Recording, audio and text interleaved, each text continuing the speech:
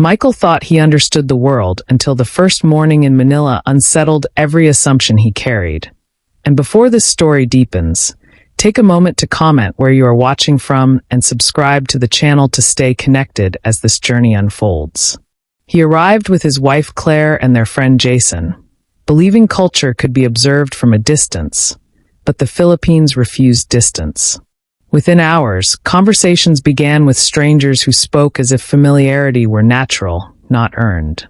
Michael noticed how questions about family came before questions about work, and how laughter-filled pauses Americans usually rushed to close. What unsettled him most was how quickly he felt included, as though belonging were offered freely rather than negotiated. He remembered travel blogs promising beaches and food, but none prepared him for the emotional exposure of being seen without pretense. This story begins not with landmarks, but with discomfort, the kind that quietly reshapes expectations. The Americans had planned a simple vacation, yet something deeper was already forming, pressing against habits they never questioned. In that moment, Michael sensed the trip would ask something from them, not money or praise, but humility. The Philippines had started speaking, and ignoring it was no longer possible. Claire had always believed politeness was a practiced skill, yet in the Philippines it appeared instinctive, woven into daily exchanges without effort or performance. On their second day, she struggled with how often people offered help without waiting to be asked, and how refusal seemed almost rude by comparison. This challenged her deeply held belief in independence as a virtue. Back home, self-sufficiency defined adulthood, but here, interdependence shaped dignity. She watched families move through crowded streets as coordinated units, not individuals negotiating space. What unsettled Claire most was the absence of visible resentment in shared hardship. She expected tension, competition, even anger, yet found humor and patience instead. It forced her to confront a quiet question she had avoided for years. Had comfort dulled her empathy? The Philippines did not lecture or accuse. It simply presented an alternative. As conversations unfolded, she noticed how stories were told slowly, with context and emotion, as if time itself were a shared resource. Claire realized the culture was not asking her to abandon who she was, but to examine why she valued speed over connection. The realization lingered, uncomfortable yet strangely liberating. Jason arrived convinced he was open-minded, a self-image built through podcasts, documentaries, and social debates consumed from a safe distance. Yet his confidence cracked when local friends laughed at jokes he did not understand and explained traditions without defensiveness. He expected cultural pride to feel like resistance, but instead it felt generous. Jason noticed how Filipinos spoke of colonial history without bitterness, acknowledging pain without allowing it to define identity. This unsettled him more than anger would have. Back home, history debates often ended in blame, but here, memory coexisted with optimism. He felt embarrassed realizing how often he equated loud criticism with awareness. One evening, as stories turned to family sacrifices, Jason felt a quiet shame about how easily he dismissed his own parents' struggles. Filipino culture did not demand admiration, it revealed contrast. Jason understood that education without lived humility was incomplete. His reactions surprised even him, not dramatic or emotional, but reflective, slow, and persistent. He stopped trying to interpret experiences through American frameworks and allowed moments to exist on their own terms. That surrender marked the beginning of genuine understanding. Michael began noticing how respect operated differently, not enforced through hierarchy but expressed through language, gestures, and timing. Honorifics were used casually, yet carried weight, signaling recognition rather than submission. In the United States, respect often followed status. Here, it followed age, experience, and presence. Michael reflected on meetings back home where authority silenced nuance, and compared them to conversations here where elders listened as much as they spoke. This reversal unsettled his assumptions about leadership. He saw young people deferring not because they were powerless, but because continuity mattered. Traditions were not cages, they were anchors. What struck him most was how disagreement rarely escalated into hostility. Tone mattered as much as words, and saving face was not about ego but communal harmony. Michael realized how often American discourse rewarded bluntness at the expense of care. The Philippines showed him that truth delivered without compassion often failed its purpose. He felt himself recalibrating, noticing pauses, lowering his voice, choosing words with intention. It was not imitation but adaptation, an acknowledgement that respect could be practiced differently without losing integrity.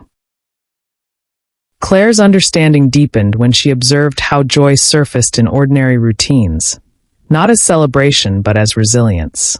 She watched people sing while working, joke during long commutes, and smile without obligation. It challenged her belief that happiness required optimal conditions. Back home, joy felt scheduled, reserved for weekends or achievements. Here, it appeared embedded, cultivated deliberately amid uncertainty. Claire realized how often Americans postponed contentment, treating it as a reward rather than a practice. Filipino culture did not deny hardship, it coexisted with it. This reframing unsettled her deeply, forcing her to question how much of her stress was self-imposed. Conversations revealed a philosophy shaped by survival, where gratitude was not naive but necessary. Claire felt something shift as she recognized her own privilege had not guaranteed peace. The Philippines offered no slogans, only lived example. She began to understand that joy could be an act of resistance, a refusal to let difficulty define the entire narrative. This realization stayed with her, quietly dismantling long-held assumptions about success, fulfillment, and emotional strength. Jason's turning point came during a discussion about hospitality, a concept he thought he understood. In America, hospitality often meant hosting, planning, and impressing. In the Philippines, it meant inclusion without performance. Guests were not entertained, they were absorbed. Jason felt uncomfortable at first, unsure how to reciprocate when nothing was expected. This challenged his transactional mindset, shaped by unspoken rules of exchange. He realized how often generosity back home came with subtle accounting. Filipino hospitality operated on trust, assuming balance would emerge naturally. This was not naive, it was practiced wisdom. Jason recognized how scarcity had taught people to share instinctively, while abundance had taught him to protect. The contrast was humbling. He began questioning whether his fear of being taken advantage of had limited his capacity for genuine connection. The Philippines did not romanticize generosity, it normalized it.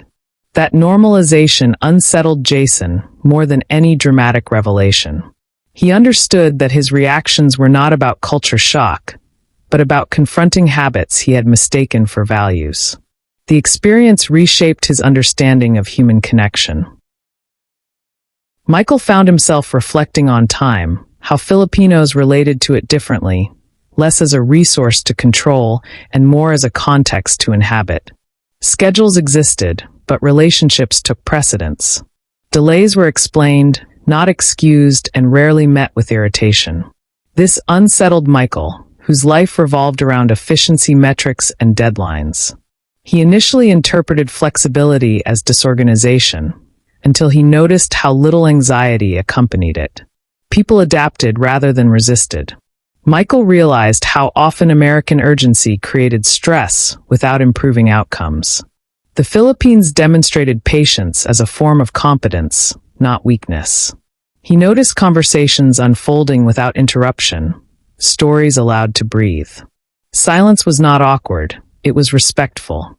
This reframing challenged his internal pace, forcing him to slow down mentally, not just physically. Michael began listening more carefully, resisting the impulse to redirect discussions toward conclusions. He discovered that understanding deepened when outcomes were not rushed. The cultural lesson was subtle but profound. Time could serve people, rather than people serving time. This insight lingered, reshaping how Michael evaluated productivity and presence. Claire's reflections turned inward as she noticed how community functioned as an emotional safety net. Problems were shared openly, not as burdens but as collective concerns. She observed neighbors intervening gently, offering advice without judgment. This contrasted sharply with the American emphasis on privacy, where struggles were often hidden to maintain appearances. Claire realized how isolation had been normalized back home, mistaken for strength. Filipino culture treated vulnerability as a connector, not a liability. This unsettled her, exposing how guarded she had become. She remembered moments when she had needed support but avoided asking, fearing inconvenience. Here, support was anticipated, not requested. Claire recognized how much emotional labor she carried alone, and how unnecessary that burden might be.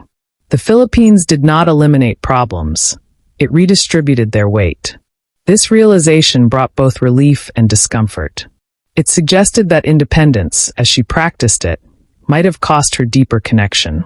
Claire understood that culture shapes not just behavior, but emotional expectations. The trip was no longer about observing difference. It was about confronting absence in her own life. Jason began noticing how identity operated collectively rather than competitively. Individual achievements were acknowledged, but always contextualized within family and community. Success was shared, failure absorbed. This contrasted with the American narrative of personal branding and self-made triumph. Jason felt uneasy recognizing how often he defined himself through comparison. Filipino culture offered an alternative, where worth was relational, not performative. This challenged his internal scoreboard, where progress meant surpassing others. He realized how exhausting that mindset had been. Conversations revealed pride rooted in belonging rather than distinction. Jason understood that this did not erase ambition, it redirected it. People worked hard, but not at the expense of connection. The insight unsettled him, forcing a reevaluation of what success meant. He considered how often his goals isolated him, turning peers into benchmarks rather than allies. The Philippines demonstrated that fulfillment could emerge from contribution rather than competition. This was not idealism, it was practiced reality. Jason felt something loosen inside him, a quiet release from constant self-measurement. The experience reshaped how he imagined his future. Michael's assumptions about resilience shifted as he listened to stories of adaptation rather than complaint. Challenges were described matter-of-factly, without dramatization or self-pity. This contrasted with American narratives that often framed struggle as injustice requiring validation. Filipino resilience did not deny difficulty, it integrated it. Michael realized how often he sought acknowledgement for endurance, mistaking recognition for healing. Here, endurance was normalized, not celebrated, allowing people to move forward without fixation. This unsettled him deeply. He questioned whether his culture's emphasis on expression sometimes prolonged pain. The Philippines offered a quieter model, where acceptance preceded action. Michael felt humbled recognizing how much energy he spent resisting circumstances rather than adapting. The cultural lesson was not about suppressing emotion, but about prioritizing function. People felt deeply, yet did not allow feelings to immobilize them. This balance fascinated Michael, challenging his binary thinking about strength and sensitivity. He understood that resilience could be gentle without being fragile. The realization stayed with him, altering how he interpreted hardship and recovery. Claire found herself reconsidering generosity after witnessing how resources were shared without spectacle. Giving was discreet, practical, and consistent. There were no grand gestures, only sustained care. This contrasted with the American tendency to frame generosity as event-based, often tied to recognition. Claire recognized how performative giving could become, even when intentions were sincere. Filipino culture demonstrated generosity as routine, not exceptional. This unsettled her, revealing how often she equated impact with visibility. Conversations revealed a philosophy where helping was an obligation, not a virtue. Claire felt uncomfortable realizing how rarely she viewed assistance as a shared responsibility. The Philippines reframed generosity as maintenance, necessary for communal stability.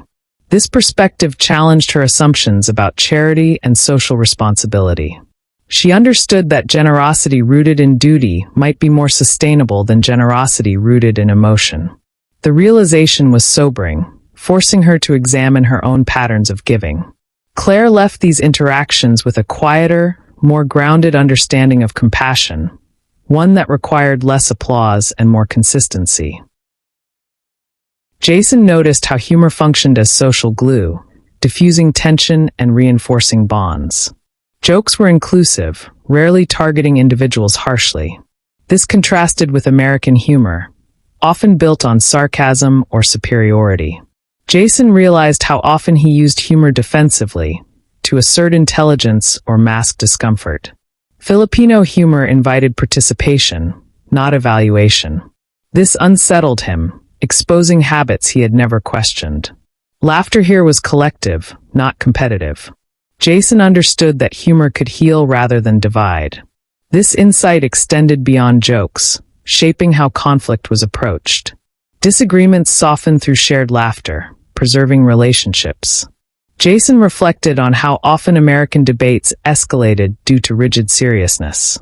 The Philippines demonstrated that levity did not undermine importance, it sustained dialogue. This challenged his belief that gravity equaled sincerity. Jason began experimenting with this approach, noticing how conversations opened when tension eased. The cultural lesson was subtle but transformative. Connection thrived where ego relaxed. This realization followed him, reshaping how he engaged with others, both abroad and eventually at home. Michael became increasingly aware of how gratitude permeated daily language, not as ritual but as reflex. Thankfulness appeared unforced, embedded in exchanges large and small. This contrasted with American expressions of gratitude, often reserved for significant favors. Michael realized how easily appreciation faded in familiarity back home. Filipino culture treated gratitude as maintenance, reinforcing relationships continuously. This unsettled him, revealing how often he took consistency for granted. He reflected on how gratitude might prevent resentment by acknowledging effort before frustration accumulated. The Philippines offered no lectures, only example. Michael noticed how appreciation flowed upward and downward, crossing age and status. This reciprocity challenged hierarchical norms he had internalized. Gratitude here was not about obligation, it was about recognition. Michael felt a quiet recalibration, recognizing how often his interactions lacked this layer. The insight was practical, not philosophical. He understood that gratitude could reshape environments, reducing friction and fostering cooperation. This realization stayed with him, influencing how he imagined leadership, partnership, and daily interaction beyond the trip. Claire's perspective shifted further as she observed how faith, regardless of form, structured resilience and hope. It was not intrusive or dogmatic, but integrated naturally into routines. Faith provided language for uncertainty, not escape from reality. Clare, who considered herself spiritual but skeptical, felt challenged by how belief here fostered humility rather than certainty. Filipino faith emphasized endurance and gratitude over entitlement. This unsettled her, confronting her assumption that faith often limited critical thought. Instead, she saw it functioning as emotional infrastructure, supporting people through instability. Clare realized how often she dismissed belief systems without understanding their social function. The Philippines demonstrated faith as communal glue, offering shared narratives during hardship. This was not about doctrine but continuity. Clare reflected on how secular frameworks back home often lacked this shared emotional language. The realization was not conversion, but appreciation. She understood that faith, when practiced with humility, could strengthen community without enforcing conformity. This nuanced understanding reshaped her perspective, encouraging curiosity over dismissal when encountering belief different from her own. Jason grappled with how pride manifested quietly rather than loudly. National identity was expressed through care for culture, language, and tradition, not through comparison or dominance. This contrasted sharply with American expressions of patriotism, often framed competitively. Jason realized how often pride back home depended on being better than others. Filipino pride was rooted in preservation, not projection. This unsettled him, revealing how insecurity could masquerade as confidence. Conversations revealed a deep respect for heritage without hostility toward outsiders. Jason understood that pride could coexist with openness. This challenged his belief that strong identity required defensiveness. The Philippines demonstrated that confidence did not need volume. Jason reflected on how often American discourse escalated due to fragile pride. The cultural lesson was quiet but profound. Self-assurance allowed generosity. He felt humbled recognizing how his own identity had been shaped by opposition rather than affirmation. This realization lingered, reshaping how he understood belonging, nationality, and respect in a global context. Michael found himself reflecting on how conflict resolution prioritized preservation of relationships over winning arguments. Disagreements were navigated carefully, with attention to tone and timing. This contrasted with American norms that rewarded assertiveness and debate. Michael realized how often he equated intensity with honesty. Filipino culture demonstrated that truth could be communicated without rupture. This unsettled him, forcing a reevaluation of how often he left conversations fractured. He noticed how apologies were offered quickly, not as weakness but as repair. This reframed accountability, emphasizing continuity over ego. Michael understood that maintaining harmony did not mean avoiding truth, but delivering it responsibly. The insight challenged his professional habits, where confrontation was often valorized. The Philippines offered a model where effectiveness included emotional impact. Michael felt a quiet shift, recognizing that leadership might require restraint as much as decisiveness. This realization stayed with him, influencing how he imagined resolving conflict in his own life. Clare began reconsidering how success was measured after observing how life milestones were celebrated collectively. Achievements were acknowledged, but never isolated from support systems. This contrasted with American narratives of personal triumph. Clare realized how often she framed success as solitary proof of worth.